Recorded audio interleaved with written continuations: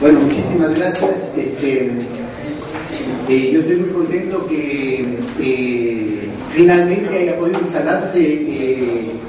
este tema en la discusión latinoamericana, y yo creo que el papel del CEL ha sido particularmente relevante. Aquí el embajador Rivera hace una activista acá, yo creo que merece un aplauso por eso. Ha costado muelas el discutir estas cosas. Ahora resulta ser que cada vez las naciones ortodoxas tienen menos espacio en la institucionalidad latinoamericana. Yo creo que eso es todo un triunfo, ¿no? Como ya han habido exposiciones sobre el tema de la crisis, yo creo que es innecesario entrar a los detalles, pero yo sí creo que vale la pena presentar aquí algunas láminas que algunos de los compañeros que están aquí presentes las vieron en las anteriores 2 o 3 veces que yo había estado acá, ¿no es cierto? Justamente por ubicar aquello que hacía referencia Jaime hoy por la mañana, la gravedad y la irresponsabilidad de las instituciones y de los analistas que decían en su momento que lo peor de la crisis ha pasado y que solo es una tarea de las teorías de la conspiración y de los paranoicos, es decir, que los problemas de la crisis estaban empeorando. Justamente nosotros decíamos que sobre los problemas que hacia el 2009 ya se habían detectado en torno al agravamiento de la restricción externa, habían 2 elementos centrales que se estaban gestando con particular gravedad sobre la economía mundial a nivel estructural. El primero es la dislocación de los mecanismos fundamentales de la formación de los mercados, con la formación estructural de burbujas especulativas que habían distorsionado la formación de los precios a nivel internacional. La cuestión es muy sencilla. ¿Cómo funciona? ¿Con qué tipo de información una empresa, una región, un país puede definir sus decisiones de largo plazo en torno a inversión, en torno a especialización, en torno a ventajas comparativas? ¿Cuál es el precio del petróleo de equilibrio?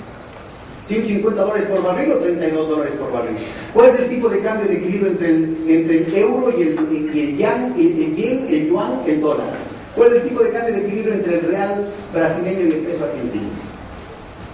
En una situación como la que estamos viviendo, seguir con la apuesta a la economía de mercado en esa visión británica de libre comercio es suicida, porque en cualquier momento se revierten precisamente esos términos de intercambio que están sustentando buena parte de los análisis que nos llevan, incluyendo la estabilidad de los tipos de cambio que menciona Oscar en su brillante análisis de hace un momento.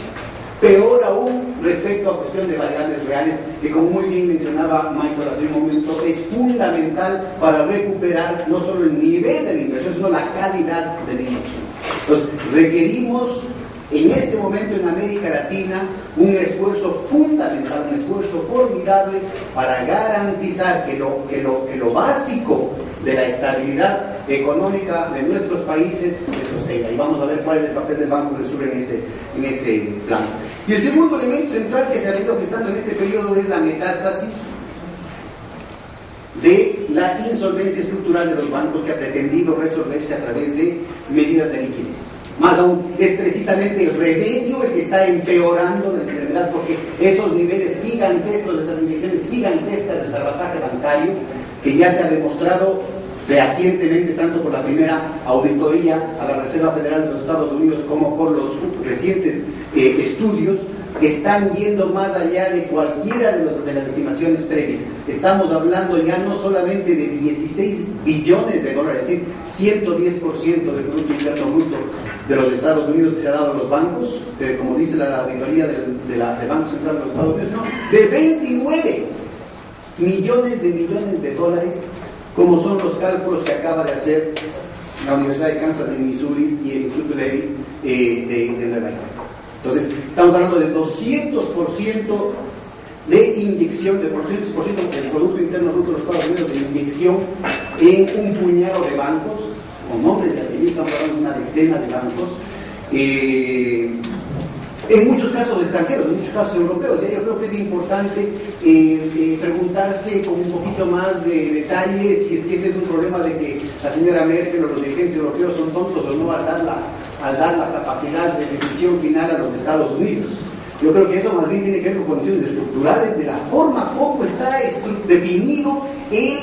la forma de funcionamiento de la banca europea, de buena parte de la banca transnacionalizada europea, en la que la provisión de liquidez, al menos de ciertos tipos de liquidez, se maneja en torno a una constelación de transacciones del shadow banking, es decir, de derivados financieros paralelos al funcionamiento de la banca, que se da en dólares, no en euros. Por eso no es trivial decir que da lo mismo que este tipo de transacciones, este tipo de liquidaciones se las dé en dólares o en la unidad de cuenta. Ese es el elemento central precisamente para viabilizar lo que Michael estaba haciendo referencia en torno a la capacidad de generar el ahorro necesario para la inversión, y no que la inversión va a depender del ahorro. O sea, es la generación de sistemas soberanos de crédito la que garantiza la capacidad de un país, de una región, de definir el financiamiento y el soporte adecuado para sus inversiones. El tema del ahorro tiene que ser discutido en canales separados del tema de la liquidez o de las liquideces, y en canales separados respecto al tema de la inversión, y en canales separados respecto al tema de los mercados de valores. Y en ese sentido también habría que preguntarse si realmente es adecuado en estas circunstancias proponerse una integración de las bolsas de valores con el grado de contagio que se tiene ahorita, ¿no es cierto? Y más bien hacer una referencia específica a lo que tiene que ver con los mercados de liquidez, que es una cosa totalmente distinta, y a la formación de sistemas soberanos de crédito. Es decir, en el actual grado de integración de las bolsas de valores de México, sobre todo, pero también de los países del Pacífico que mencionaba Oscar hace un momento, con respecto a las bolsas de valores de los Estados Unidos, y en la costa atlántica de ciertos países respecto al circuito británico, yo creo que es muy peligroso proponerse, pensar siquiera como un esfuerzo, la integración de las bolsas de valores de América Latina. Dios no quiere. No, muchas gracias. Murallas chinas para evitar que el contagio sea más grave. Hay algunos países que están dispuestos a apostarle ahorita a su conexión directa con los focos de infección en el marco de esta metástasis a la que hacía yo referencia. Bueno, estamos en una situación verdaderamente compleja. Un tema totalmente distinto es el manejo de los excedentes de liquidez, que ya vamos a ver, tienen opciones técnicas totalmente distintas. Bueno, sobre esta situación de nuevo, el mismo efecto que se tiene en países tan poderosos como los de Europa respecto al tema de la transnacionalización de la banca,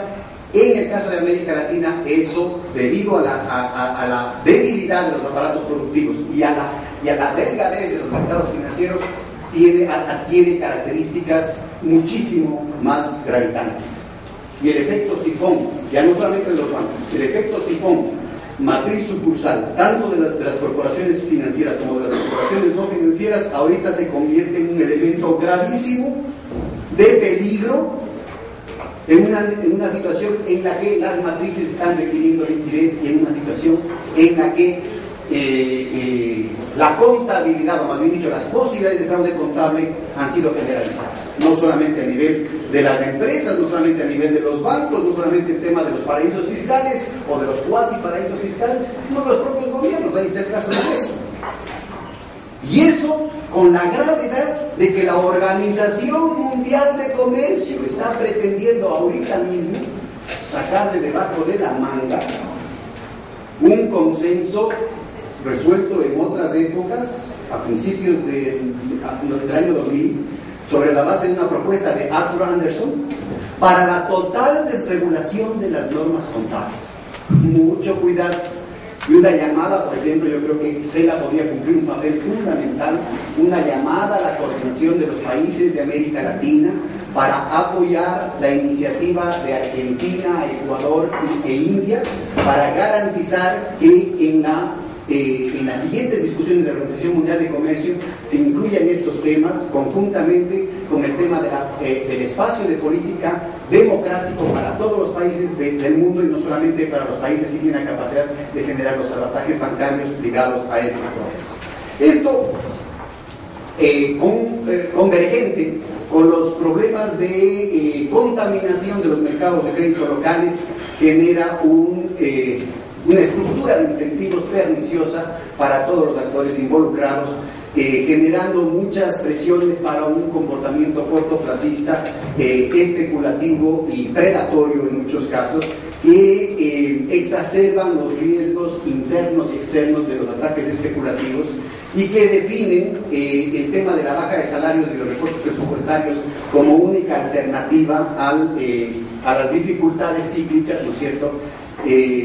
restando capacidad a nuestros países para desplegar políticas contracíclicas, como bien lo mencionaba el embajador Rivera en la presentación de este taller. Yo creo que ese es un elemento central. Yo me alegro muchísimo que algunas instituciones señeras de América Latina hayan retrocedido en sus intentos de multiplicar o de desarrollar aquí en América Latina el discurso de que estamos sobrecalentados y que hacía falta enfriar la economía con recortes presupuestarios, con aumentos de las tasas de interés,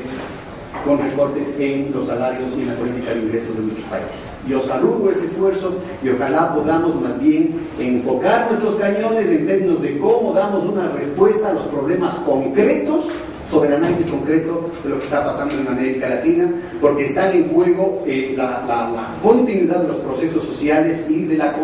estabilidad democrática de nuestros países. Es ante esa encrucijada que el Ecuador ha venido planteando desde hace algún rato la propuesta de la nueva arquitectura financiera, sabiendo que se trata de un tema complejo. Ahora, yo quisiera disculparme, no se trata de que nadie tenga el monopolio ni de la verdad ni el monopolio de la iniciativa, pero creo que es importante reivindicar aquí la complejidad del problema y la correlativa complejidad de la respuesta.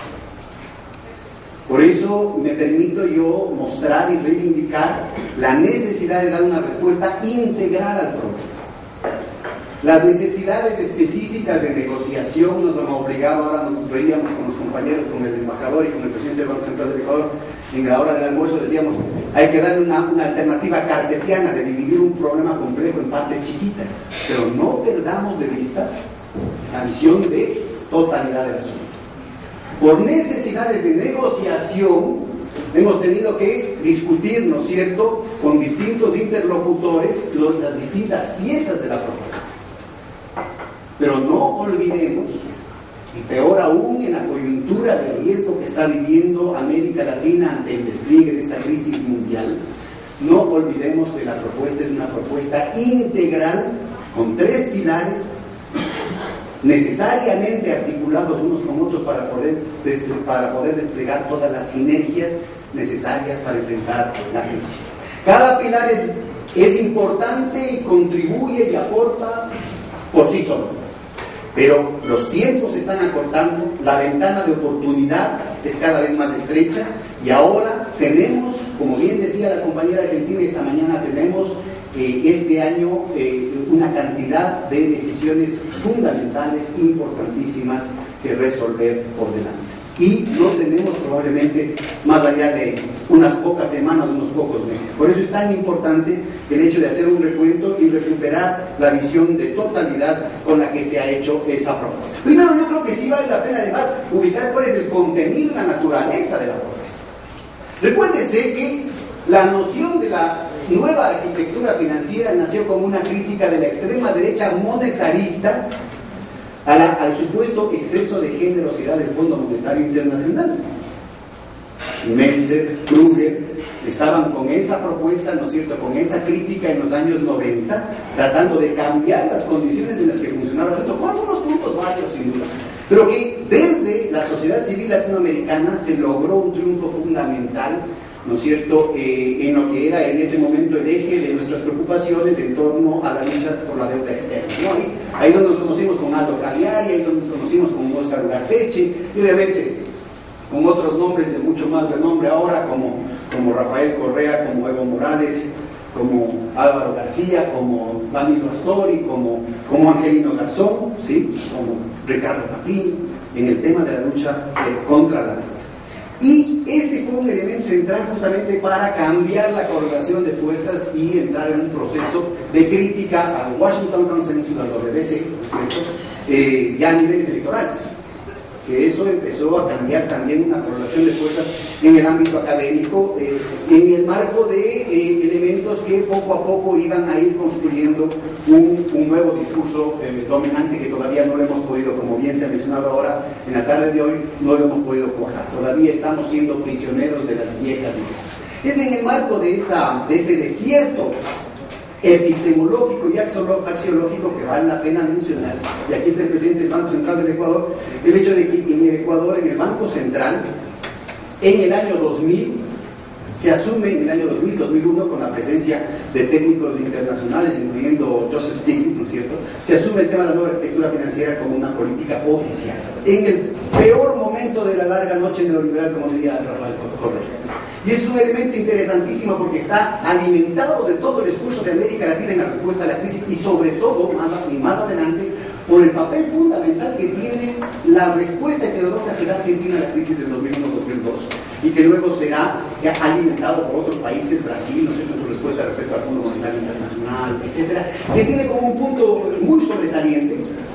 el no al ALCA que se da en Mar del Plata en el 2005.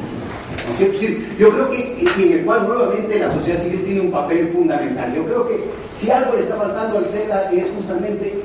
el promover y el auspiciar una presencia más continua, más sostenida de la sociedad civil también en estas discusiones. Luego tenemos el importantísimo papel de todo el proceso en torno al Banco del Sur, lanzado por el presidente Chávez, las negociaciones formales que empiezan en el 2007, la declaración de Quito, donde por primera vez se plantean los tres pilares que ahora ya son, ¿no es cierto?, moneda común, ahora ya lo dicen todos los actores, pero que en su momento fue objeto de todo tipo de burlas, sobre todo de parte de los intelectuales del establishment, ¿no es cierto? La reunión de ASTA, la reunión de los ministros de Economía de los países árabes y de América del Sur en Quito en marzo del 2006, que ya se plantea el primer tipo de cooperación sur-sur sobre la base de los arreglos monetarios bloques regionales, precisamente con el PLAR, la CAF, el Fondo Monetario Árabe y el Banco Árabe de Desarrollo Económico y Social, que incluye el tema de las monedas regionales y mecanismos de compensación de crédito entre regiones que vamos a ver que son muy importantes para la propuesta que estamos haciendo. La participación luego de Chiang Mai en las reuniones de Quito de febrero y noviembre de 2010, todo el proceso del Sucre, aquí hizo referencia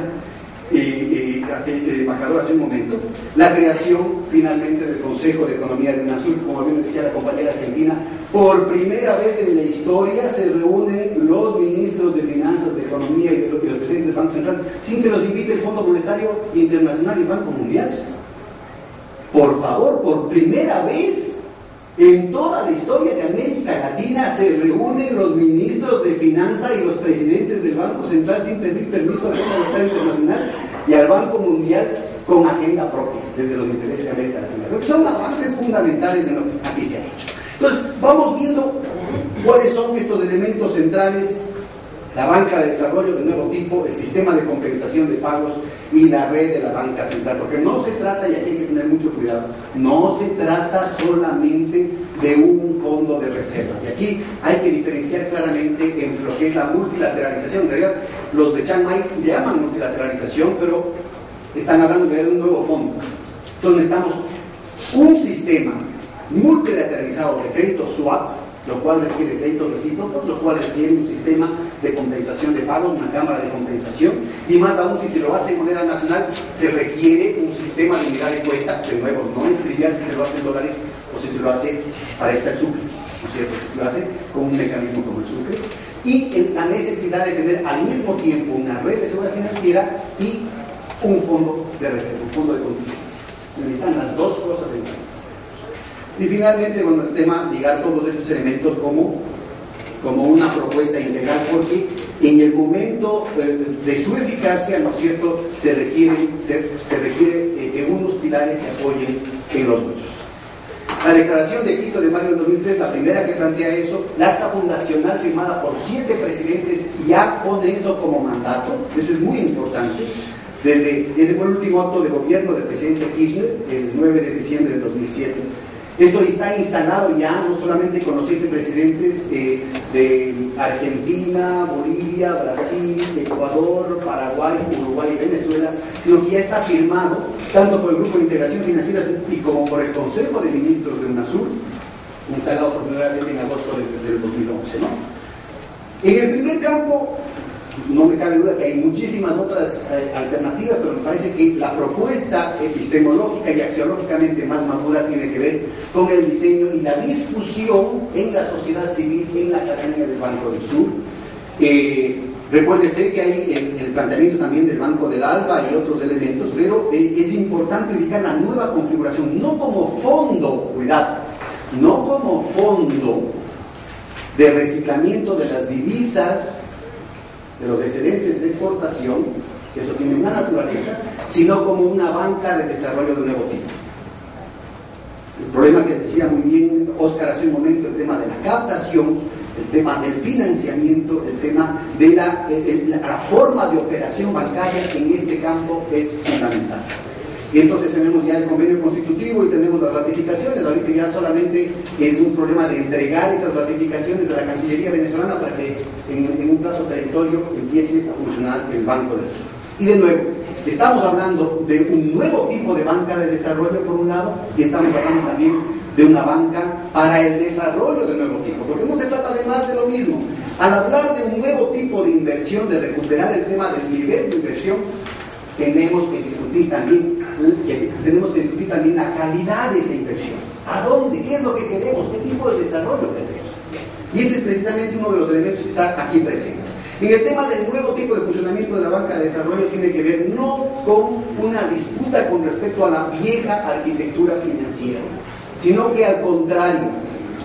el Banco del Sur tiene que constituirse en el instrumento financiero de este nuevo horizonte de integración que es UNASUR, que es el Consejo de Ministros de UNASUR. Ojalá pueda esto extenderse, como bien decía Jaime hace un momento, al CELAC. Entonces, ya no es el Banco Mundial, el Fondo Monetario Internacional, el BID, la CAP, el que decide si es que un proyecto es conveniente o no para el desarrollo de un país, sino que es el Consejo de Ministros, delegados por los presidentes, los mandatarios, sobre la responsabilidad del mandante, el que define qué es lo que el continente necesita, y el Banco del Sur se sienta con bancos de desarrollo nacionales, extranjeros, bancos privados, donantes, todos los que ustedes quieran, para decidir cómo hacemos sindicadamente el financiamiento. Y eso incluye, y ahí está un punto fundamental, el apalancamiento con recursos locales, con monedas nacionales y con la moneda regional. Por eso no se trata solamente de un tema de unidad de cuenta, se trata también del tema de los derechos especiales de giro, como bien decía Alois esta mañana, los derechos regionales de giro, la capacidad de emisión, la capacidad de poderse apropiar del señoriaje para la generación de riqueza local. El mejor de los préstamos, el mejor de los proyectos, si se lo hace en dólares, hay que pagar en dólares y con creces, porque hay que pagar los intereses. Y ese es el eje del problema, esa restricción externa adicional al tema de bienes y servicios, adicional al tema del déficit comercial, es la clave de la incapacidad de nuestros países para generar sistemas soberanos de crédito que van más allá del banquicidio al que hacía referencia Enrique Iglesias, ¿sí? La reconstrucción en el siglo XXI de posibilidades de desarrollo pasan necesariamente por la construcción de condiciones de soberanía monetaria y financiera en este plano. Y finalmente necesitamos hablar de nuevos parámetros epistemológicos y axiológicos que incluyan la internalización de las externalidades sociales y ambientales. No podemos seguir con una visión ciega respecto al tema ambiental, al tema de las futuras generaciones, los derechos de la naturaleza, etcétera, etcétera. Necesitamos replantearnos el problema del desarrollo, necesitamos replantearnos el tema del código de ética, de la responsabilidad social corporativa, etcétera, etcétera. Ojalá, así como ya se ha mencionado acá, como lo mencionó Óscar hace un momento, así como la emulación ha generado una serie de esfuerzos por parte de la vieja arquitectura financiera para capitalizarse y apertrecharse, también este tipo de esfuerzos genere la emulación necesaria para dar una respuesta también en el plano de los manuales de crédito para la formulación, la evaluación, la priorización de los proyectos, los indicadores con los que se generan los créditos, etcétera, etcétera, el tema del código de conducta, el tema de evitar los sobreprecios en las obras de infraestructura, etcétera, etcétera. Bueno, por otro lado, necesitamos una banca de desarrollo de nuevo tipo, y el Banco del Sur ha decidido ya, los 7 presidentes han firmado ya un nuevo conjunto de prioridades que no son las que nacen desde la espontaneidad del mercado, controlado por las transnacionales y ahora distorsionado de manera estructural por la formación de burbujas especulativas. Necesitamos garantizar a nuestros pueblos en el largo plazo, de manera estratégica, soberanía en el plano de la alimentación, la soberanía continental en el plano de la alimentación, soberanía en el plano de la salud, de la energía, de la producción de conocimientos, un elemento tan central para el siglo XXI. Necesitamos establecer otro tipo de lógicas en el manejo de los recursos naturales, que no sea solamente la atracción desesperada a la inversión extranjera para que se lleven todo, el santo y la limosna. Necesitamos generar valor agregado, necesitamos generar conocimiento que le permita garantizar la proyección de largo plazo, peor aún cuando estamos hablando de actores estratégicos en una disputa geopolítica mundial como es el petróleo, el oro, el litio, en el marco de una situación mundial que se está complicando a pasos acelerados. Este puede ser un elemento que garantice que nuestro continente no sea un territorio de disputa entre las grandes potencias extranjeras. Y este es un tema en el cual probablemente no tengamos mucho tiempo. Una política soberana en este plano, totalmente factible, podría garantizar la estabilidad y la paz del continente. Necesitamos armar otro tipo de soberanía en el manejo de la infraestructura para organizar el espacio de una manera que auspicie la formación de mercados internos, que auspicie ese otro parámetro en la distribución del ingreso al que hacía referencia Michael Clara. Este no es un tema solamente de voluntad de los gobiernos. Hay que generar mecanismos endógenos que permitan proveer ingresos. Tenemos como SENAC, tenemos el equivalente, lo decía en su estudio Jaime, tenemos el equivalente a la tercera potencia mundial en términos de PIB en las actuales condiciones. Con el nivel de población, con el nivel de continuidad territorial, logística, la capacidad que tiene América Latina de proyectarse, no hay una carrera sin sentido como otros, de cuál tiene el PIB más largo, no, sino en un esfuerzo sistemático por garantizar derechos ciudadanos y construir ciudadanía a todas las poblaciones, de lo cual estamos en perfecta capacidad ahorita. Necesitamos garantizar otro tipo de lógicas productivas que hoy por hoy están siendo bloqueadas por la dictadura del capital financiero transnacional. Necesitamos crear las condiciones para que los sueños de los latinoamericanos, aunque vengan desde el autoempleo, aunque vengan desde la comunidad indígena, aunque vengan desde formas asociativas que felizmente no tienen nombre porque ya vinieran los gobiernos y los diputados a poner un impuesto, ¿no es cierto? Que todas esas lógicas tengan la capacidad de desplegarse con el respaldo financiero, con los plazos y respetando las lógicas internas en el funcionamiento de esas unidades sin desnaturalizarlos como hoy por hoy funciona con el tema del crédito. Necesitamos generar todos estos elementos en la propuesta de un nuevo tipo de desarrollo. Además del Banco del Sur, no confundamos, por favor, estamos armando un fondo del sur entre comillas, porque les insisto, no se trata solamente de un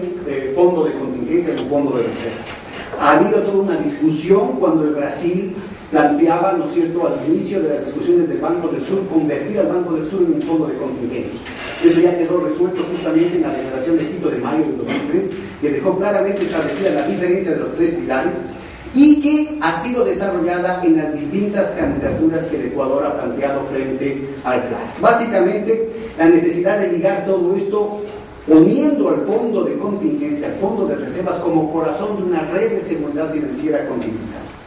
con una serie de componentes que se los puede lograr en cuestión de meses, con la misma eficacia y agilidad con la que se hizo el Sucre. Por eso era tan importante la conexión que te hacía. Todo esto es cuestión de meses, compañeros. La gestión soberana de la liquidez, respecto a la observación que le hacía a Oscar.